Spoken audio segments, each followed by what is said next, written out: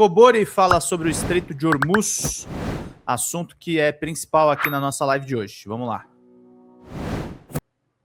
As críticas ao Estado norte-americano. Então confere aí e se inscreva novamente, caso você tenha sido desinscrito, e ative as notificações ali desde os Emirados Árabes Unidos, né? Passar ali pelo meio da Arábia Saudita, subir, pegar ali, passar na Jordânia e chegar em Israel. Seria um oleoduto para escoar essa produção também. E ele tem um outro projeto que é até mais ambicioso, que também é antigo, do canal Ben Gurion.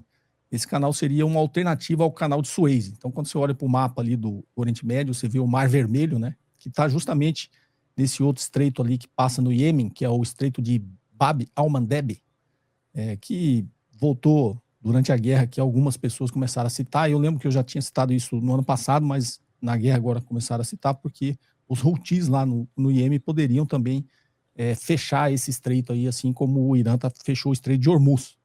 Então você pega o Mar Vermelho, tem o canal de Suez ali, que é controlado pelo Egito, que liga o Mar Mediterrâneo no Mar Vermelho, e depois ali no estreito de Bab el-Mandeb, que sai ali mais para o sul ali, que passa ali pelo estreito do Iêmen ali, o Bab al-Mandeb.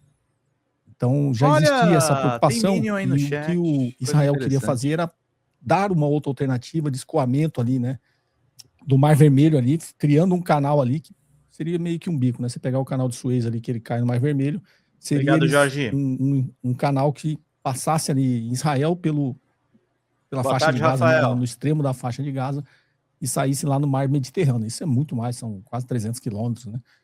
Seria uma obra bem... Obrigado, Jorge! Ambiciosa, mas é um plano antigo de Israel, isso aí, né? 490, isso aí, obviamente, deve ter voltado à tona, porque pelo conflito que está tendo lá, e o fechamento do Estreito de Hormuz, isso passou a ser, digamos assim, uma necessidade na cabeça de Israel de ter esse oleoduto ali que cortaria toda a Península Arábica ali, o Golfo Pérsico ali, né? Das monarquias ali do Golfo, ligando ali desde o Emirados Árabes Unidos, que está ali, perto do Estreito de Hormuz, mas subiria, né, pelo oleoduto até Israel lá em cima. Então são vários projetos que Israel consideraria agora até muito mais estratégico. Isso é possível? Eu não sei se o oleoduto, na realidade, durante o conflito, né, dizer o Irã mostrou que ele pode bombardear, inclusive, os oleodutos, que eles passam, né, embaixo da terra. Isso poderia também ser bombardeado num conflito. Então, não sei se seria tão estratégico assim, seria uma alternativa, obviamente seria uma alternativa ao Estreito de Hormuz, mas ele não é 100% seguro, né? Não estaria 100% protegido durante uma guerra. Tá? E o canal ali, Ben Gurion, é uma obra muito ambiciosa, né? Mas são alternativas. Eu não sei se ele conseguiria fazer isso, até porque os países agora do CCG, né, o Conselho de Cooperação do Golfo, que são as 6 monarquias ali do Golfo Pérsico, nesse conflito aí eles saíram fragilizados, principalmente porque eles se viram que eles não podem ser protegidos pelos Estados Unidos. Então, o término desse conflito aí vai mudar muita estratégia geopolítica ali da região. Eu acho que essas 6 monarquias vão sair muito mais enfraquecidas. Elas apostaram, né, que ao ceder o seu território para as bases dos Estados Unidos, eles estariam protegidos. Tinha um duplo objetivo ali, tá, Gisele? Eles estariam protegidos pelos Estados Unidos ali no Golfo Pérsico, mas também eles queriam se proteger da sua própria população.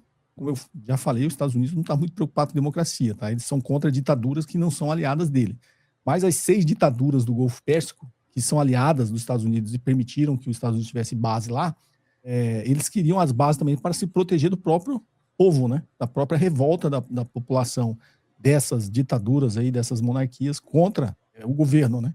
Então, no final desse conflito vai ficar muito fragilizada, né, essas monarquias do Golfo. Não sei se eles fariam um acordo ali, uma aliança com Israel para passar esse oleoduto no meio ali desses países, dessas monarquias. Eu acho que vai se restabelecer. Vamos pingar, gente! Um equilíbrio de forças na região, e a Rússia e a China vão passar a ter muito mais influência ali naquela região, e os Estados Unidos vai perder a sua influência. Israel tende a ficar isolado, até por essa, digamos assim, essa postura de Israel genocida, né? Que tá, agora eles querem tomar a metade ali, querem tomar todo o sul do Líbano, estão bombardeando, matando civis, né? Não estão muito preocupados com isso. Então, é possível que ao final desse conflito, eu acho que esse cessar-fogo ainda está frágil, né? Vai ter uma reunião agora sábado, não sei se vão chegar num bom acordo, mas vai ser uma região que vai ficar fragilizada, né? Com uma influência menor dos Estados Unidos e com Israel talvez sendo até mais hostilizado por outros países. Se os Estados Unidos não podem nos proteger, nós vamos aliar a Israel. Eu acho que isso não vai acontecer, tá? Então, Israel e os Estados Unidos tendem a sair mais enfraquecidos desse conflito. E, obviamente, esse de passar o oleoduto na Península Arábica e o próprio canal Ben Gurion lá são obras ambiciosas, mas particularmente a do oleoduto aí, eu acho que não protege 100%, né, o escoamento da produção de petróleo e gás do Golfo Pérsico, né? Eles teriam uma alternativa ao Estreito de Hormuz, mas eles não são 100% protegidos durante o próprio conflito. O Irã mostrou que os mísseis balísticos podem também afetar esses oleodutos que passam por lá. Então, eu acho que o caminho, gente, para todos os países é chegar num acordo, né? É viver em paz, né? Por que um país quer colonizar o outro? Porque um país quer oprimir outro povo. Isso não existe, né? Isso, na verdade, violência gera violência. Eu acho que tem que chegar num bom acordo ali para todo mundo conviver em paz. E, obviamente, voltamos lá atrás, uma coisa que Israel não aceita e não vai querer aceitar nunca, a solução é a criação dos dois estados, que foi definido pela ONU quando criou o Estado de Israel, né? O acordo era a criação do Estado de Israel e a criação do Estado da Palestina. Então, quem descumpriu, inclusive, todos esses acordos foi Israel desde que ele foi instalado lá em 1948. Talvez, se ele tivesse aceito realmente ali, na metade daquele território, ser o Estado da Palestina e a outra metade de Israel, e eles conviverem em paz, não teria problema nenhum. Eu acho que seria para a humanidade, para esses povos e para a humanidade, o melhor caminho. Mas Israel nunca aceitou. Israel sempre tentou, via essa visão colonialista, de expulsar o povo palestino de lá. No limite, agora, o que eles estão fazendo é matar o povo palestino, né? E agora, não satisfeito com o que eles fizeram em Gaza, estão fazendo no sul do Líbano. Então, eu acho que o mundo tem que se revoltar contra isso, o mundo tem se revoltado, né? Um bom sinal é que o mundo tem acordado para isso. A própria União Europeia, obviamente, ali muito mais contundente, né? O Pedro Sánchez ali da Espanha tem enfrentado o Benjamin Netanyahu, mas os outros países da União Europeia começaram também a tomar uma posição um pouco mais contundente contra o que o Estado de Israel está fazendo ali no Oriente Médio, tá? Vamos torcer, né, para que as coisas acabem bem. Esse é sempre o objetivo, né? Mas a gente não pode tampar o sol com a peneira e achar que Israel está fazendo e sempre fez na região é uma coisa certa. Não é, tá? E, novamente, voltando, acho que eu falei até no vídeo de quarta, né? Quando você critica o Estado de Israel, é uma estratégia, né, do lobby sionista tentar associar uma crítica ao que o Estado de Israel faz a uma espécie de antissemitismo. Não tem nada a ver com antissemitismo. Isso é antisionismo, tá? São coisas completamente diferentes. Até porque você vê o próprio povo judeu começa a se revoltar contra esse governo do Benjamin Netanyahu. Tem um documentário muito, muito bom, eu recomendo que vocês assistam, chama Israelismo.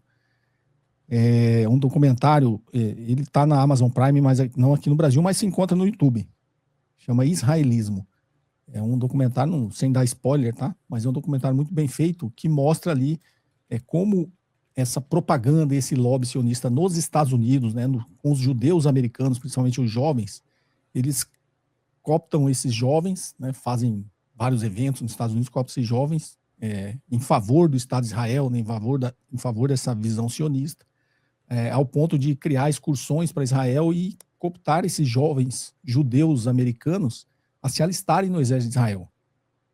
Então é um documentário muito bem feito. Mostra como no início eles, né, com essa propaganda, essa lavagem cerebral, eles realmente compram, né, essa ideia sionista do Estado de Israel, e muitos deles, ao longo do documentário, mostra que muitos desses jovens judeus americanos ao se alistar no exército de Israel, ao fazerem parte dessa opressão ao povo palestino, obviamente uma parte deles fica chocado, né, que não era nada daquilo que vendiam para ele. Eles chegam à conclusão do quanto, né, o Estado sionista de Israel é um Estado opressor, colonizador, e comete absurdos, atrocidades contra o povo palestino. E aí eles já têm um movimento crescente desses jovens judeus lá nos Estados Unidos contra isso, né, fazendo protestos a favor do povo palestino e contra, né, o Estado sionista de Israel. E o quanto eles estão sofrendo nos Estados Unidos, o lobby sionista, fazendo o que eles estão fazendo aqui no Brasil, tá? Tentando associar os próprios judeus como antissemitas, ou seja, um judeu antissemita. Né? Não faz sentido. Aqui no Brasil, as organizações do Estado de Israel fazem a mesma coisa, tá?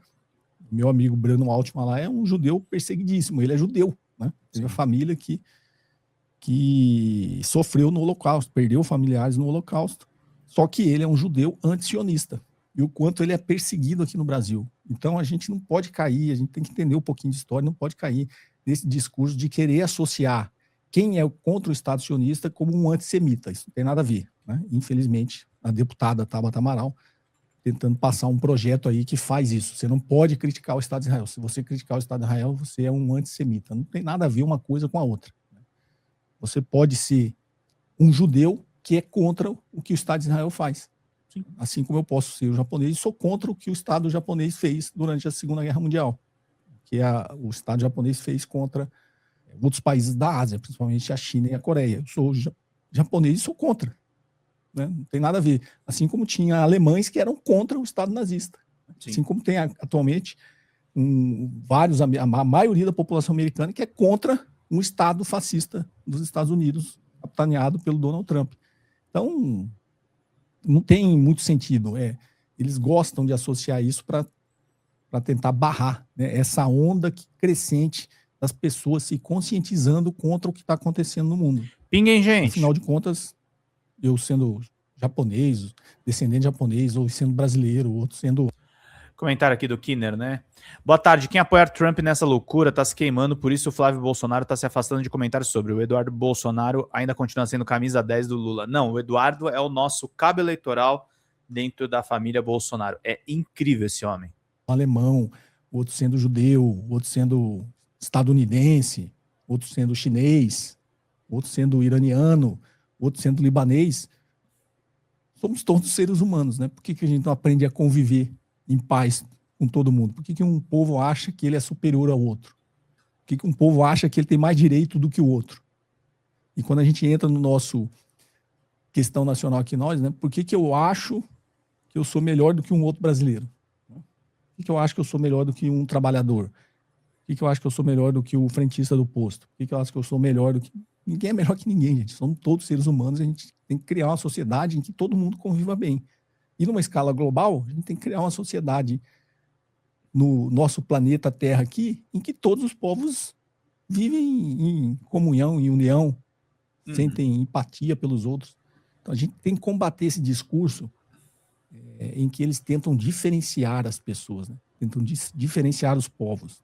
Eu sou o povo escolhido, eu sou melhor que o outro, isso aqui tem que ser meu. O que é um Estado colonizador? Que é pegar a terra dos outros porque ele acha que aquilo tem que ser dele. Então, contra tudo isso que a gente tem que combater, é uma luta inglória, é uma luta, eu diria, civilizacional. Difícil. Mas que a gente está chegando nos extremos, né? Não é só no nosso país, é no mundo inteiro. A gente está vendo essa onda desse movimento, né, fascista de extrema-direita que tenta nos levar justamente por esses sentimentos ruins. Que eu falo, no limite, tudo isso é uma disputa por mentes e corações, uma disputa por afetos. Um lado nos coopta pelo medo, pela raiva, pelo ódio, e o outro lado vai nos tentar, que é a nossa missão aqui, né? Tentar nos cooptar pela compaixão, né? Pela solidariedade, pelo amor ao próximo. Então a gente não pode cair nisso, tá?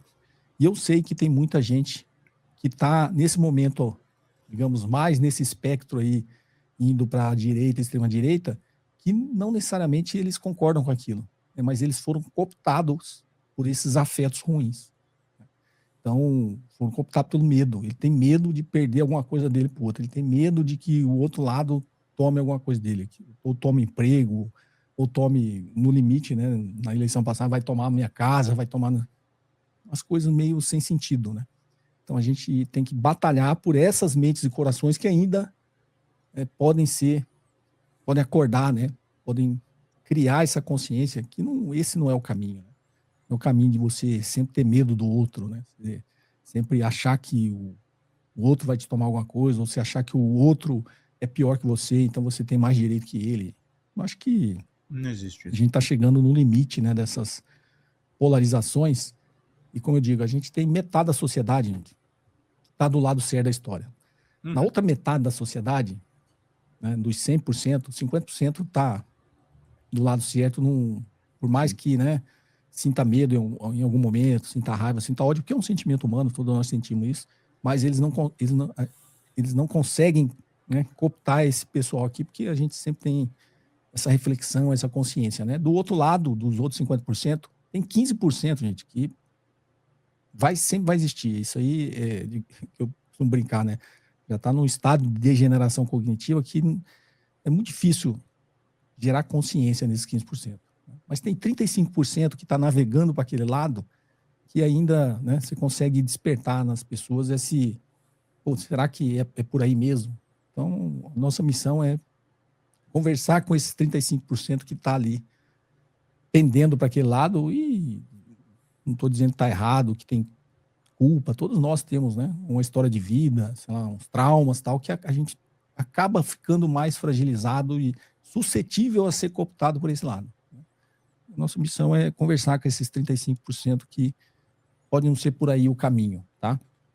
E a gente só faz isso, só conquista mentes e corações pela compaixão, pelo amor, pela empatia, tá?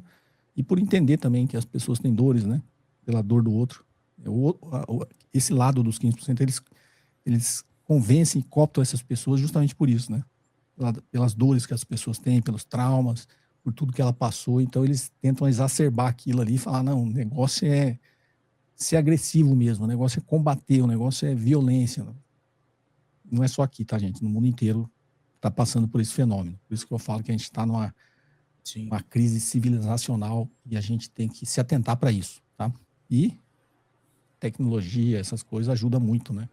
A cooptar essas pessoas, porque mensagens rápidas, né?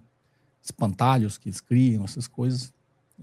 E a gente tem que ampliar, né? Nossa visão, ter uma mente mais aberta, né? A gente tem que ler mais, né? Tem que fugir dessa lobotomia que a tecnologia cria para nos levar para o lado errado. Ok? Desculpa me alongar aqui. Vamos aqui à próxima pergunta. Wendy, Presidente Prudente, São Paulo. Olá, professor Cobori. Ser super rico é trabalhoso? Estava em uma discussão respeitável sobre a dificuldade que uma pessoa pobre tem em melhorar de vida com relação a uma pessoa muito rica. Mas a outra pessoa acha que deve ser trabalhoso e estressante ser super rico, pois não é simples manter tanto dinheiro. Não consigo comprar essa ideia, então pergunto sua visão, no geral. É mesmo muito difícil se manter super rico? Faz sentido a vida dessas pessoas ser estressante? Obrigada pela atenção, adoro o seu trabalho. Abraços. Wendy, aqui de Presidente Prudente, São Paulo. Wendy, engraçado, né? Pode parecer simples a sua pergunta, mas eu achei ela interessante, justamente porque atrás dessa simplicidade da pergunta existem algumas coisas muito complexas, tá? Mais no mundo aí da psicologia, né? Porque você vê, quando você olha, minha esposa é psicóloga, né? Então eu leio bastante sobre isso também, estudo e vejo, e até por tudo que eu passei, né? Pela depressão. Quando você olha na saúde mental, a saúde mental não é uma doença exclusiva de pobre, tá? Todo mundo tem problema de saúde mental, inclusive os ricos e os super ricos. Então, a Urban foi derrotada, né? Não é, aparentemente pode ser simples, essa né? Falar, o rico é estressante ser rico. Não, obviamente é muito melhor você ser rico para tratar a sua depressão do que você ser pobre para tratar uma depressão, né? Você tem muito mais recursos, pelo menos materiais e financeiros, para poder atravessar uma fase difícil na sua vida.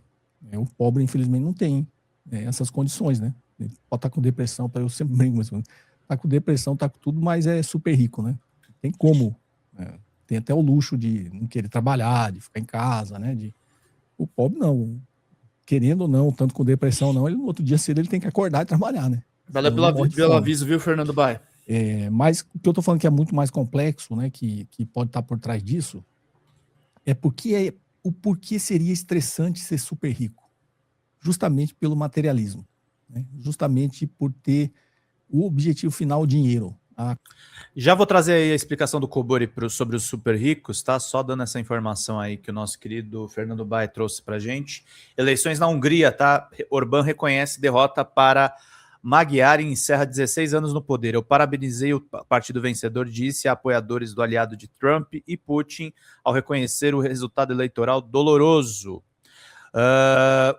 Primeiro-ministro da Hungria, Viktor Orbán, reconheceu a derrota neste domingo, dia 12, após o que chamou de um resultado eleitoral doloroso, encerrando 16 anos no poder de uma figura influente no movimento de extrema-direita, aliada ao presidente dos Estados Unidos, Donald Trump, e ao presidente russo,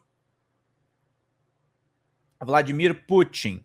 Resultados oficiais parciais mostram que o partido do líder da oposição, Peter Magyar, dominando a votação em um resultado eleitoral surpreendente com repercussões em toda a Europa. Obrigado, Hungria, publicou Magyar na rede social X, Twitter, enquanto seus milhares de apoiadores se reuniram às margens do rio Danúbio, em Budapeste. Em outra parte da cidade, Orbán disse a seus seguidores: parabenizei o partido vencedor. Vamos servir a nação húngara e a nossa pátria, também a partir da oposição, afirmou. Com 60% dos votos apurados, o partido TISA de Magyar tinha mais de 52% do apoio contra 38% do Fidesz, partido governista de Orbán. Essa proporção deve mudar à medida que mais votos forem contabilizados. Trata-se de um duro golpe em Orbán, o líder mais longevo da União Europeia e um dos seus maiores antagonistas, que percorreu um longo caminho desde os seus primeiros anos como um liberal combativo e antissoviético até um nacionalista próximo da Rússia, admirado hoje pela extrema-direita global. Os partidos de Orbán e de Magyar disseram ter recebido relatos de irregularidades eleitorais, sugerindo alguns resultados que podem ser contestados por ambos os lados. Então é isso, gente. Viktor Orbán derrotado, muda um pouco o tabuleiro. Eu não diria só da extrema-direita, eu diria geopolítico, tá? É uma coisa que eu quero perguntar para o nosso querido Hugo Albuquerque. Vamos lá. Acumulação, né? Você acumular cada vez mais recursos materiais. Isso pode ser estressante porque a pessoa nunca vai estar satisfeita. E esse é o grande problema dos nossos tempos. A pessoa, quanto mais tem, mais ela quer ter. Porque o objetivo final dela é dinheiro. Então ela nunca vai estar satisfeita. Quando ela atingir aquele patamar de recursos financeiros que ela tem, ela vai querer ter mais. Vai querer ter mais, vai querer ter mais. E aí vai chegar um momento, que aí tá no campo aí da saúde mental, que ela nunca vai estar satisfeita. Aquilo, de alguma forma, nunca vai satisfazer. Nunca vai fazer sentido na vida dela. Porque o sentido da vida dela é dinheiro. E dinheiro não é nada, gente. Eu sempre brinco, para que você vai acumular mais do que você pode gastar? Não faz sentido. Como é que é? Há momentos em que o diálogo entre setores progressistas pode ser um canal de fortalecimento. Um rio separa terras, mas também junta as águas. É isso aí. A gente precisa do máximo de diálogo agora para derrotar Flávio Bolsonaro, tá, gente? Fala, galera da Folha TV, não se esquece de se inscrever aqui no nosso canal para assistir programas como Folha Notícias Manhã, Folha Notícias Noite, o nosso Folha Entrevista e o nosso Barzinho das Meninas. Muitas coisas bacanas a gente acompanha por aqui e a gente precisa muito, muito do apoio de vocês para nosso trabalho jornalístico, investigativo, de curadoria de conteúdo, com vocês ajudando no nosso Pix, folhademocrata@gmail.com, ou mandando superchats, valeu demais, e os recursos financeiros, tornando-se membro do nosso canal, no nosso curso de jornalismo básico, para você ficar muito bem informado a respeito de tudo. Queridos e queridas, muito obrigado pela presença de todos vocês, vida longa e próspera. Cuidem-se, cuidem dos seus, e não esquece de se inscrever aqui na Folha TV. Até mais!